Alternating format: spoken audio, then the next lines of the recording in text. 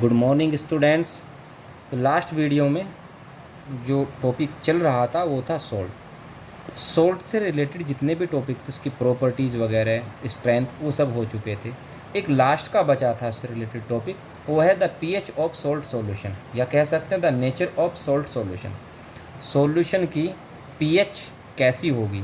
PH कैसी का मतलब आपको ये नहीं बताना है एग्जैक्ट कितनी है, बस केवल ये आपको जानना है कि अबव 7 होगी या बिलो 7 होगी, 7 से ज़्यादा पीएच होगी या 7 से कम होगी।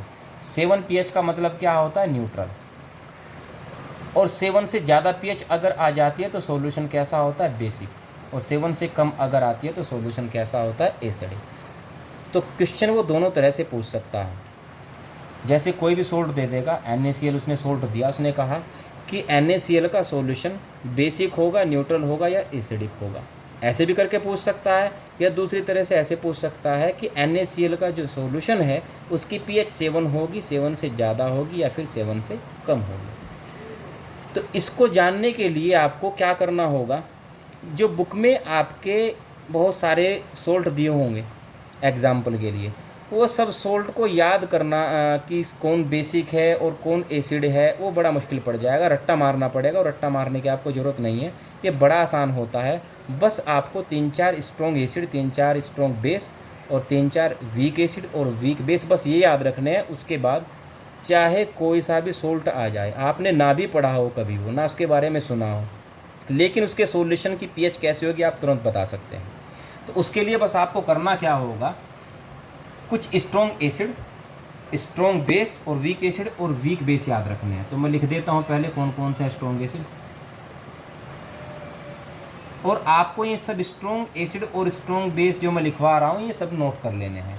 स्ट्रॉन्ग एसिड में एक तो आता है sulphuric acid, hydrochloric acid, nitric acid. Strong acid बहुत होते हैं लेकिन आपको बस 3 ही याद रखने हैं, इनसे काम चल जाएगा आपके सिलेबस के हिसाब से। उसके बाद स्ट्रॉन्ग बेस, स्ट्रॉन्ग बेस में केवल 2 ही याद रखने हैं, पोटेशियम हाइड्रोक्साइड और सोडियम हाइड्रोक्साइड। ऐसे ही फिर आएगा वीक एसिड और वीक बेस।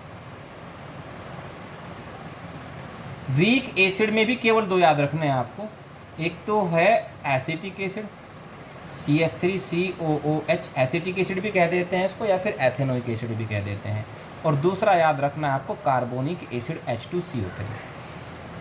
वीक बेस में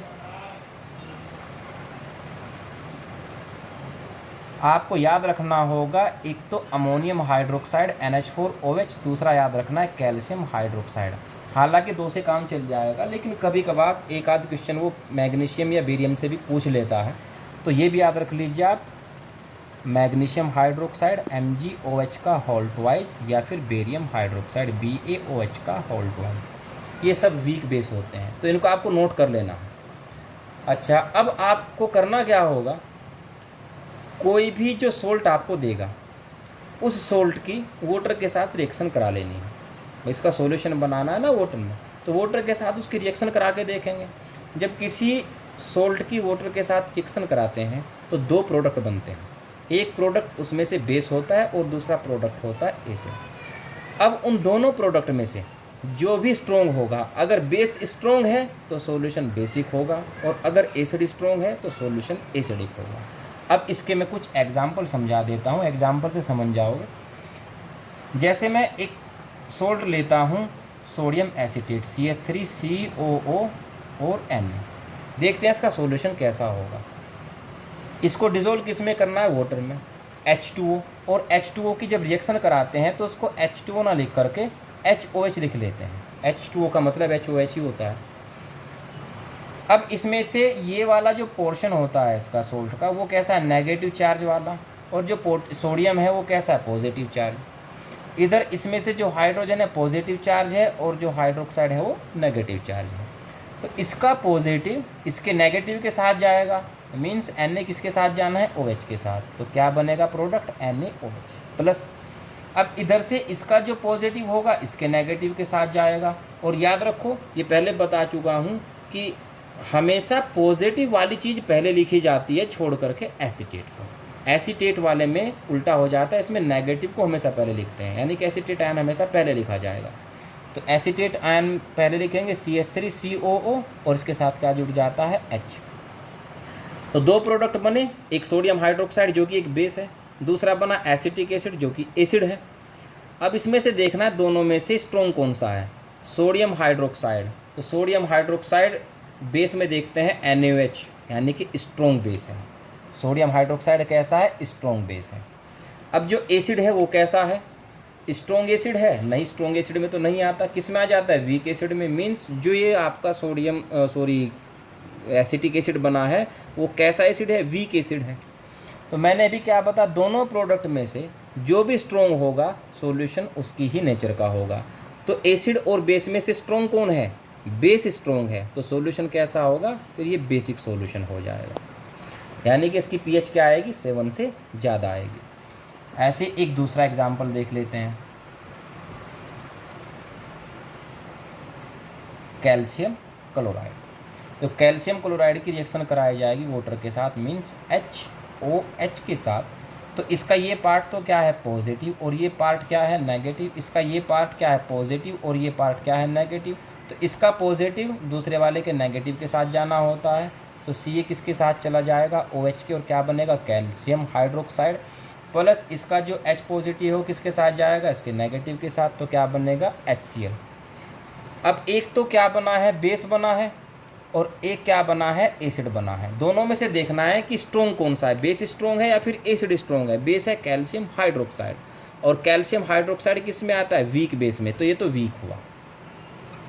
और जो एसिड बना है हाइड्रोक्लोरिक एसिड, वो किस में आ रहा है, स्ट्रॉन्ग एसिड में।